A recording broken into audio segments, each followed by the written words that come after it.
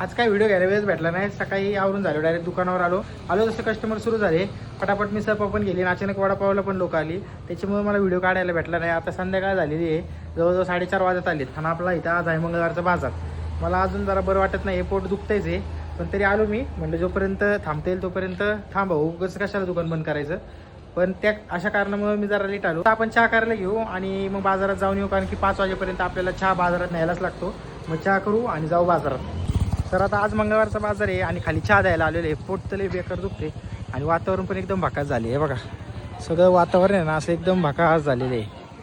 तर चला आपला चहा देऊ आता पटपटा, एनर्जी नसले तर झाले आज. तर अचानक पडायला लागलाय पाऊस पूर्णपणे. आता बघा खतरनाक बाजार आता पूर्ण गेला. काय लोक एवढी येतात मेहनतीने बसतात, पण आता पाऊस पडल्यावर करायचं काय.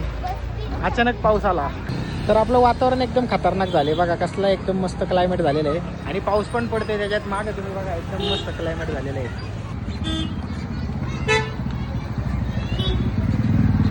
अचानक पाऊस पडल्यामुळे आपले सगळे वडापाव संपलेले आहेत. मसाला परत बनवला होता मी, तो पण संपलेला आहे आणि वडापाव संपलेत. काही लई नव्हते बनवलेत, थोडेच होते पण ते पण संपलेले आहेत. आता फक्त मोमोजवर रुटीन चाललंय आणि आता चहा देऊन येऊ आपण. कडक गरमागरम चहा रेडी झालाय, तो देऊन येऊ आपण बाजारात आणि मग आवरायला घेऊ. तर चला आता भेटूया उद्या.